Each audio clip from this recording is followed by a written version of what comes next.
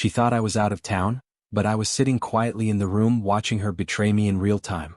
What I did next, she never saw it coming. I've got a story to share, one that still stings every time I think about it. It's about me and my wife, Madison. We were together for 9 years. We were the classic high school sweethearts, the kind of couple people saw and thought, yeah, they're going to make it. Our whole thing kicked off after one of those cliché high school dances, the kind you only go to because everyone else does. But that night ended up being the start of something real. Or at least I thought it was. From the outside we looked like the perfect match. But truth is, our dreams pulled us in totally different directions. I was laser focused on becoming a lawyer, studying hard, thinking long term. Madison, though, she had stars in her eyes. Wanted to chase the Hollywood dream, make it as an actress. I supported her, I really did. But deep down I had this uneasy feeling, like how would we make that kind of life work? I could already picture it, me buried in casebooks while she was hopping on flights for auditions across the country. And here's a weird detail that never quite sat right with me: she was 2 years older than me, but somehow ended up a grade below. I finished high school a year before she did. Every time I brought it up, just curious, she'd shut down and get defensive. I let it go. But looking back now, man, if I'd known what I know today, I don't think we'd have lasted past graduation. You'll see what I mean soon enough. After high school, I left for law school out of state, and that's when we stepped into the mess that is a long-distance relationship. I know, everyone says that's a terrible idea. But I really believed we could beat the odds. We talked every night, FaceTimed, I flew back for holidays, anniversaries, whatever I could make work. There were times she went quiet, said she was busy or sick or just not in the mood to talk, but I didn't push. I trusted her. Then, just after she graduated, she told me she wanted to study acting in Europe. Europe? I mean, long distance when we were in the same country was already tough. But now we'd have an ocean between us. I was worried, of course I was, but she calmed me down, said we'd stay in touch, promised to call every night like we always had. So I kept doing my thing, grinding through law school while she was across the world chasing her dream. I met plenty of new people along the way, including a few women who were interested. But I never crossed that line. I had exams to pass, a bar to prepare for, and besides, I was still holding on to what we had. Time flew by. I graduated, passed the bar, and landed a job at a mid-sized law firm.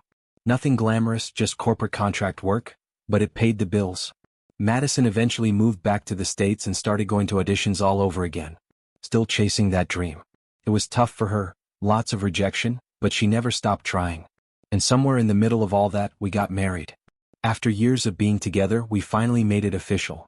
You'd think that'd be the start of our forever. But, well, that's just where things really started to unravel. After a few years of grinding it out, I started to really move up the ladder at the firm. Promotions came slow but steady.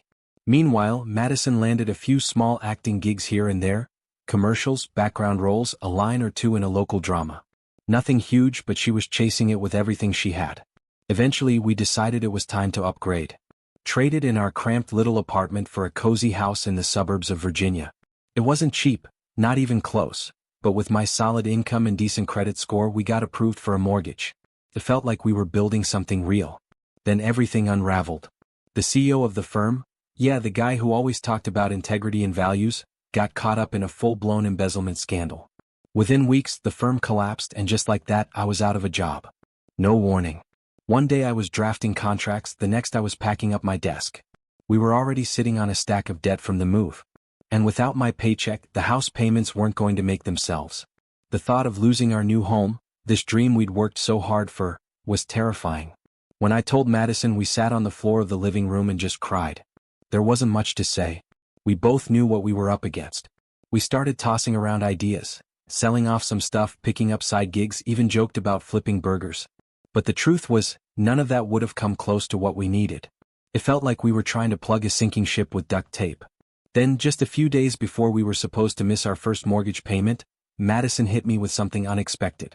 She said she'd landed a huge television role, a big contract, enough to cover the bills. I was stunned. She looked calm, maybe even a little proud, but she wouldn't say much about the project. Just kept insisting it was all top secret. Said they made her sign NDAs and told her not to talk about it. Now I'll admit, I was skeptical. It didn't totally add up. But we were desperate, and at the time I was just grateful we weren't losing the house. Besides, I figured it wasn't so crazy. You hear all the time about how TV shows go to extreme lengths to keep storylines from leaking, so maybe this was just how the industry worked. Her paychecks started rolling in and they were solid, enough to keep us afloat and then some. Life felt like it was settling back down. I won't lie, I was relieved. We weren't having late-night panic attacks anymore. No more talks about packing up and leaving. Things were stable. I even managed to bounce back myself. A few months later, I got hired at a smaller law firm, one that focused more on public advocacy and helping everyday folks, not big corporations. The salary wasn't what I had before, but the work felt meaningful. I was helping people again, not just rich clients protecting their assets. Felt good. Meanwhile, Madison's acting career seemed to be taking off.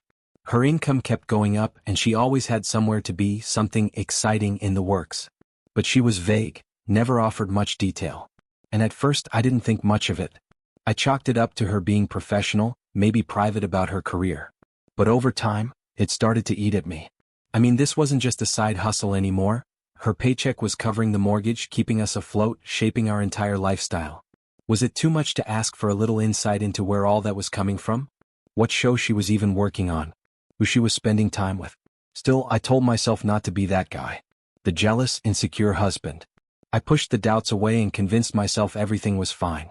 But deep down, I think I already knew it wasn't. I kept telling myself I was just overthinking things. That creeping doubt in the back of my mind? Probably just me being paranoid. I had bigger things to focus on anyway, getting settled into my new job, taking on heavier cases, and working on myself for once. So, I dove into personal growth. I cleaned up my eating habits, swapped out junk food for something that resembled discipline, and made a promise to hit the gym at least 3 times a week. It felt good, honestly, finally doing something for me. Madison seemed to be on her own glow-up too. She started putting extra effort into how she looked, dressing to the nines even if she was just heading out to grab coffee or go over lines. Hair done, makeup flawless, heels clicking on the hardwood. I chalked it up to her being immersed in the world of showbiz. Maybe it was just part of the job. But here's what didn't add up. We were barely intimate anymore. Our romantic life had taken a nosedive. Even when we managed to go out for dinner or spend an evening together, there was this distance. And still, she'd look like she was stepping off a red carpet while we barely touched each other. Something about it just didn't sit right. Of course, I didn't say anything. Not then. I told myself again and again, don't stir the pot. She's working. You're working. This is just what marriage looks like after a few years. Right? But then everything changed. It started the way these things often do, quietly, out of nowhere. I walked into work one morning, sat down at my desk, and there it was. A plain white envelope. No return address, nothing fancy, just my name on the front and 3 simple words in black ink. Read right away. Inside were photographs. At first, I couldn't make sense of them. Grainy, dim lighting. Madison, or someone who looked an awful lot like her, wearing heels, wrapped in stage lighting, caught in moments that made my stomach turn. The setting looked like a strip club. Or something close. She was clearly performing. For someone. Or someone's. I wanted to believe it was a mistake. Maybe it wasn't her. Maybe someone doctored the photos, or maybe it was a cruel prank by someone who thought it would be funny. The faces were just blurry enough to leave room for denial, and trust me, I clung to that. But nobody came forward. No note, no explanation, no punchline. And the seed of doubt that had been quietly growing all year? It started to take root. I couldn't just let it go. Not this time. I needed the truth one way or another. I had some savings tucked away, money from a few freelance pro bono cases I'd taken before landing this job, and I used it to hire a private investigator. It felt strange, secretive, like something out of a movie. But I wasn't about to trail Madison around town myself, and if this all turned out to be nothing, I didn't want to scar our marriage by playing amateur detective. The investigator wasn't cheap, but he was sharp. Professional. Relentless, even. Within a few days he got back to me with a full report, and this time there was no gray area.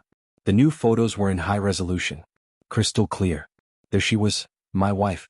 Not just performing at a random club, but working at a high-end, members-only private couples club. And not just working, featured. She was the main attraction.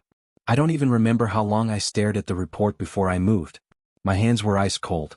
My chest felt tight, like something was pressing against me from the inside. I could hear my own heartbeat in my ears, fast, uneven, panicked. It was like being hit by a freight train I never saw coming. 9 years. Nearly a decade of memories, plans, goals. We had talked about starting a family once the mortgage was behind us. We'd built a life brick by brick. And now it felt like it was all crumbling beneath me. I just sat there reading and rereading those pages, hoping, begging, something would change. That it was some elaborate mistake. That somehow it would all make sense if I just looked hard enough. But there was nothing to excuse it. Nothing to soften the blow. Madison, my wife, my partner, my best friend, was living a double life. And I had no idea who she even was anymore. That night I needed answers. Real ones, not the vague deflections I'd gotten for months. So I sat in the living room, lights dim, heart pounding, just waiting. It was late. The kind of quiet where every clock tick feels louder than it should. Hours passed before the front door finally creaked open and Madison walked in. She froze the second she saw me sitting there. Normally, by the time she got home, I'd already be passed out. But tonight I stayed up. And in that flash of surprise on her face, something clicked. I should have known right then. Should have seen the truth behind that startled expression. But like they say, hindsight's always 20/20. I could feel the photos burning a hole in my pocket. That evidence, that weight, it was real. But I still gave her a chance. I needed to hear it from her. I asked her, calm but direct, "Why have you been working at a private couples club?" At first she blinked. Then came the performance. Her eyes widened and she said, "What? Babe, what are you talking about? I don't work at any place like that. Why would you even ask me something like that?" She looked confused, offended even.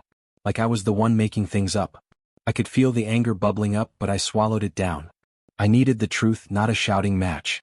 "I need you to stop lying to me, Madison," I said, voice low. "Just tell me the truth." But she kept playing the part, denying, gaslighting, twisting the story. "You're being paranoid," she said. "Where is this even coming from?" That's when I pulled the envelope from my pocket. I didn't say a word. Just laid the photos down on the coffee table. One after another. Each image a truth she couldn't dodge. And I watched her. Closely.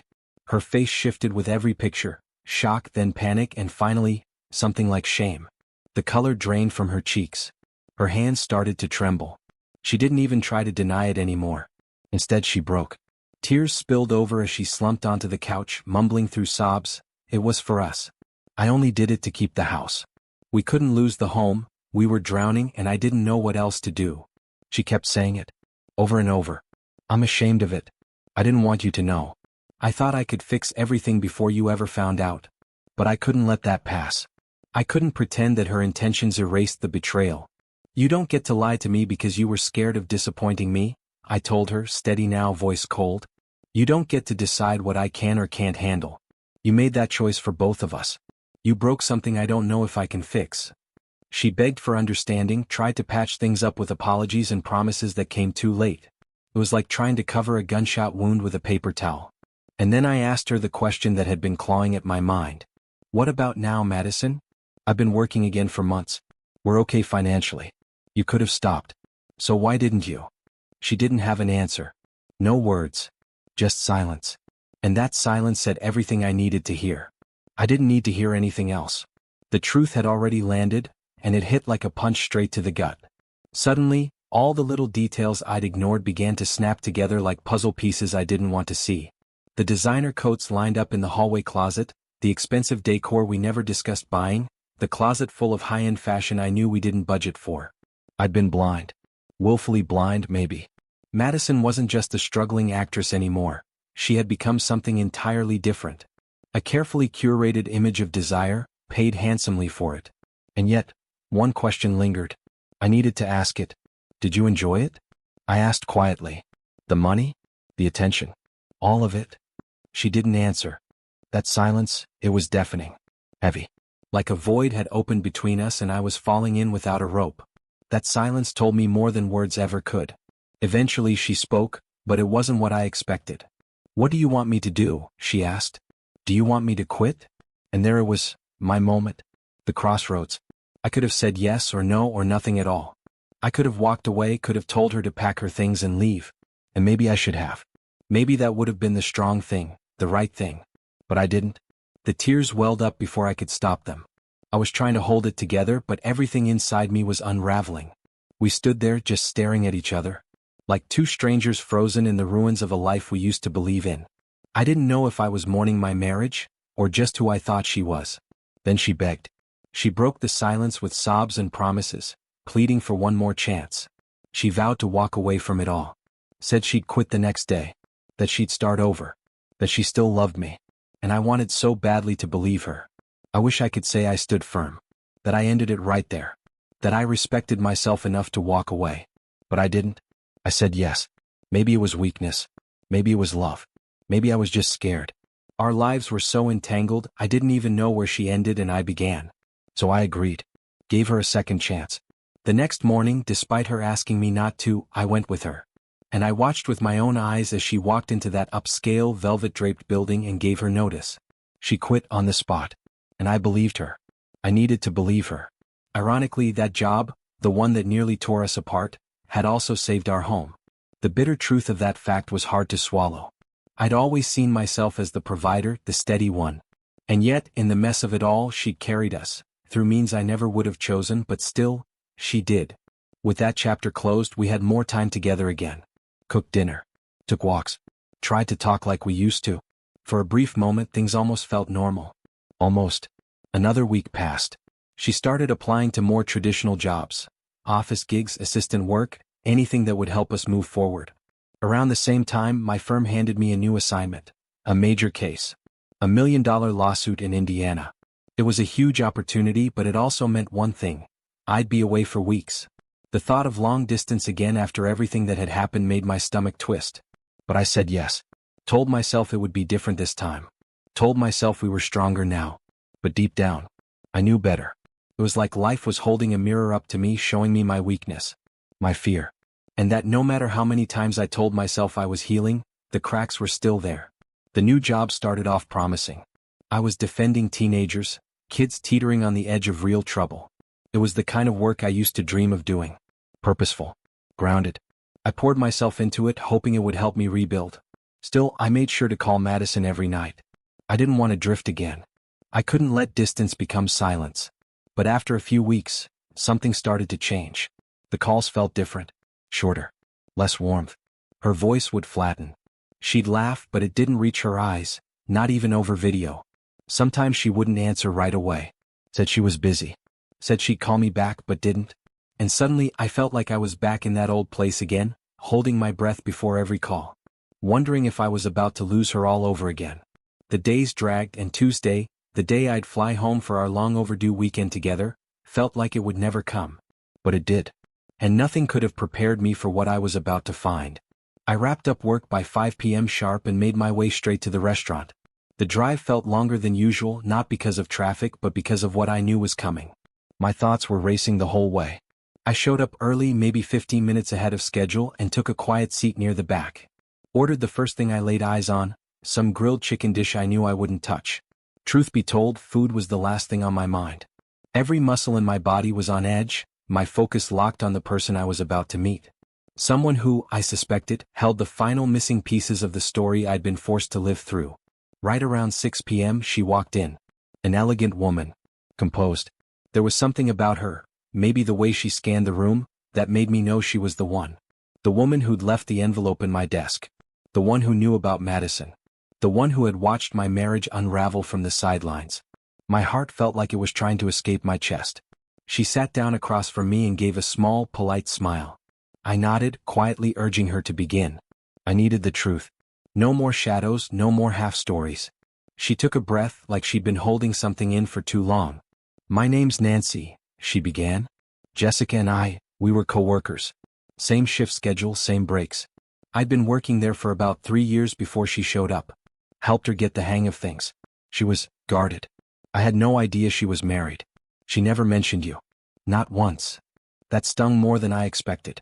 For years I had worn my wedding ring like armor. Meanwhile, she had erased me from her world entirely. Nancy kept going.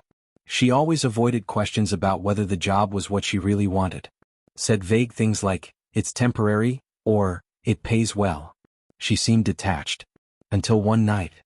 Nancy paused, her eyes flicking away for a moment like she was digging through something painful. One night after our shift, she invited me out. Just a drink, nothing big. We ended up at a nightclub and things got out of hand. She drank more than I did, way more. I had to work the next morning, so I kept it light. When the night was winding down, I figured I'd call an Uber for her, make sure she got home safe. On the ride home, she said, Madison asked about Nancy's life. Why she worked there. And Nancy gave her the honest answer, because money was tight and nothing else had panned out. She wasn't proud of it, but she wasn't hiding it either. Then she turned the question back on Madison. That's when the truth came out. Slowly. Slurred but clear enough. She told me it started because of money, Nancy said quietly. Because of the mortgage. She made it sound noble, like she was doing it for you. But then her voice changed. She said she liked the attention. That it made her feel powerful. That was the moment something in me cracked. Right there in the middle of that restaurant. I didn't show it, but inside I felt the floor shift beneath me. I remembered that night, when I confronted Madison. I accused her of continuing for herself, not for us. And I'd been right. All of it, every part of me, had been right from the start. And I'd ignored it. Nancy looked at me then, waiting, giving me space to react. I thanked her. For her honesty. For the envelope. For having more courage than I had. And then I told her the truth, that I was done. That I was filing for divorce. And I meant it this time. There was no hesitation left. No, maybe we can work it out. The illusion had shattered completely. Still, I knew I had to keep my composure. Madison, or Jessica as Nancy had known her, had already started dragging my name through the mud. False stories were spreading online. Whispers. Accusations. But I wasn't defenseless anymore. I called the same private investigator. Hired him back with the same quiet resolve that had gotten me through law school.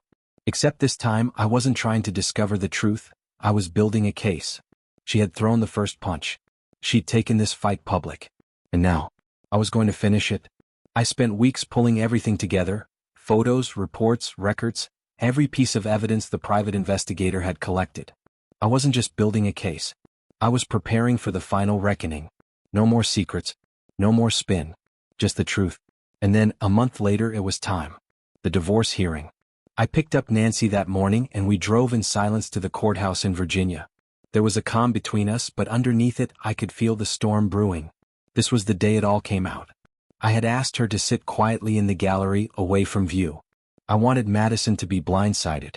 The same way she had blindsided me over and over again.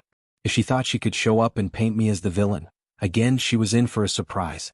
Before the hearing began, I had a quick meeting with my legal team, just to make sure we were all aligned. Madison and her attorney walked in shortly after, all composed and confident. She barely glanced my way. As if we weren't even on the brink of something that would define the rest of our lives. When the judge called us to order, her attorney wasted no time. He launched into his opening statement, twisting the narrative like a true showman. Claimed I had refused to help her find new work.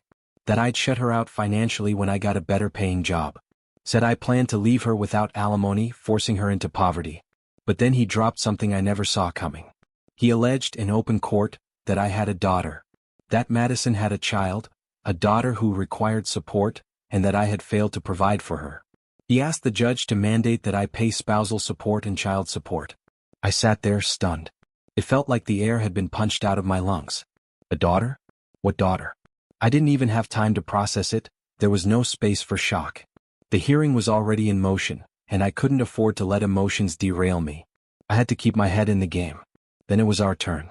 My attorney rose slowly, adjusted his tie, and spoke clearly into the silence. Your Honor, he began, what we're hearing today is a complete misrepresentation of the truth. There is no evidence of my client having committed any marital misconduct. No infidelity, no abandonment. And as for the financial accusations? He lifted a binder marked Exhibit D. We have documented proof that the opposing party is not only employed but earning enough to support herself. In fact, she has been working for a considerable amount of time. These claims of hardship? They're misleading if not outright deceptive. And if the opposing counsel chooses to contest this, we respectfully request full access to their client's financial records, including bank statements and income sources, to verify any claims of dependency. He paused just long enough to let the challenge settle in the room. Then he delivered the final blow. My client has been lied to, manipulated, and humiliated publicly. He comes before this court today not out of spite, but in pursuit of truth. He seeks nothing more than to free himself from a web of deceit, and to do so with dignity. The courtroom went quiet. You could feel the shift.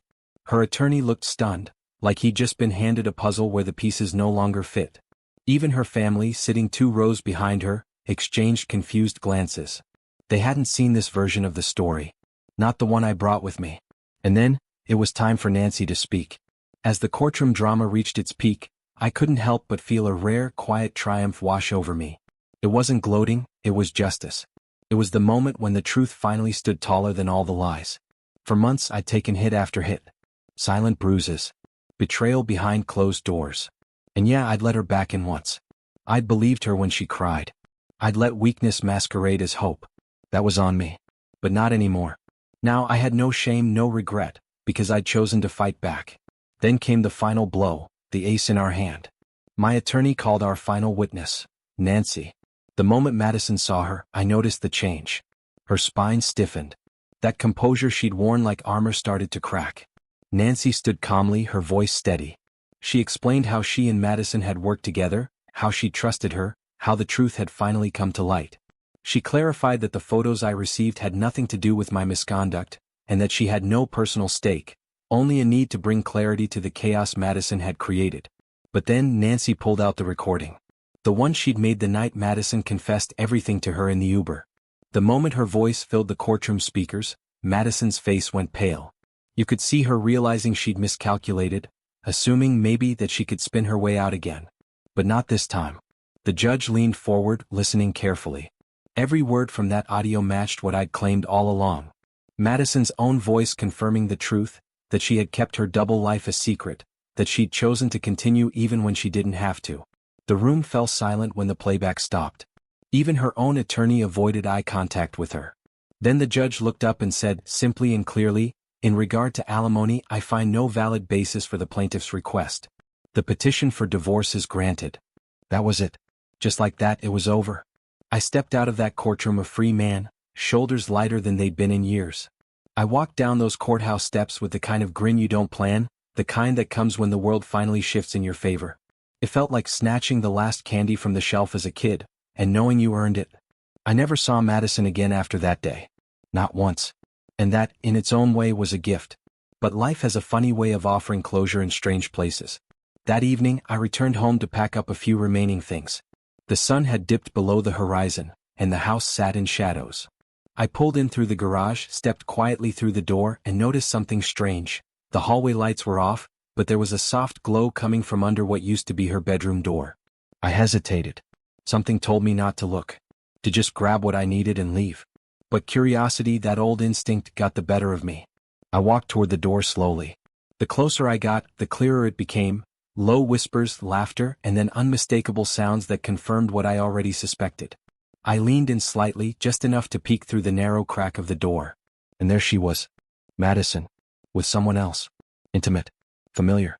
No hesitation. The anger hit fast. Hot, sharp. It rose in my chest like a fire I'd barely contained all year. But I remembered the long nights, the court battles, the effort it took to keep my peace. I remembered the old version of me, the one who didn't handle anger well. And I knew I wasn't that man anymore. So I turned. I walked quietly to the kitchen, on the other side of the house, and started gathering the few things I had left behind. A mug. A couple of books. Some old photos I couldn't bring myself to throw away. I didn't slam a door. I didn't leave a note. I didn't need to. I left in silence, because the truth had already spoken louder than anything I could say. And for the first time in a long, long while, I felt free. I don't know if I meant to make noise or not, but if I did, it was only because I wanted to. And maybe deep down I did. After all the adrenaline, the fury, the scattered thoughts racing through my head, I suddenly realized something completely mundane. My stomach was growling. I hadn't eaten all day. I'd been planning to come home, make dinner, maybe put on a movie, sit down with Madison like we used to. Funny how your body keeps functioning even when your whole world's in shambles. I opened the fridge out of habit, but the sight of food turned my stomach. Just the thought of sharing space with that memory, knowing what was happening just down the hall, made everything taste like ash. Still, old habits don't die easy. I grabbed a small handful of popcorn we'd popped earlier in the week. Salty. Stale. But enough to give my hands something to do. Then I paused. Listened. And yeah, they were still going at it. Same rhythm. Same sounds. She didn't know I was here. Neither did he. And that's when an idea clicked. A twisted little part of me felt like it deserved this. Not revenge, not anger, clarity. I waited for a moment, timing it right. Then I crept down the hallway again, careful not to make a sound. I watched the shadows moving under her bedroom door. Then the bed creaked. A weight shift. I knew that sound well. Someone had just moved to the center of the mattress. I cracked the door just slightly, just enough to see, and there she was, riding him, facing the headboard, her back to the door, his view completely blocked. Perfect. I slipped inside, quiet as a whisper, and took a seat in the chair near the door, an old desk chair I used to study in. I popped another kernel into my mouth, leaned back, and watched. Not out of malice. Not to humiliate her. But to see with my own eyes the truth I'd spent months trying to outrun. The smell of the popcorn must have finally reached her. She froze mid-motion, straightened slightly, and then I said it. Honestly? You're more entertaining from this angle. Her body tensed like I'd poured ice water down her back. She didn't turn. She didn't scream. She just froze, paralyzed by her own shame. I stood up, calmly set the half-eaten bowl of popcorn in the chair, walked out of the room, and started gathering the last of my things. I didn't slam a door. Didn't raise my voice. I didn't have to. The silence said more than I ever could. By the time I was loading my bag into the trunk, I heard footsteps pounding behind me. It was him. He stormed out into the driveway, his shirt half on, demanding, "Who the hell are you?" I stared at him, hand on the driver's side door, calm as a lake. "Well," I said, "I was her boyfriend. Looks like I didn't get the memo tonight that that's no longer the case." His mouth opened like he had more to say, but I was already sliding into the car. I didn't give him the satisfaction. I didn't even look back. I pulled away from that house, her house, and with every turn of the wheels, I left behind a life I no longer recognized. And I didn't regret a single mile.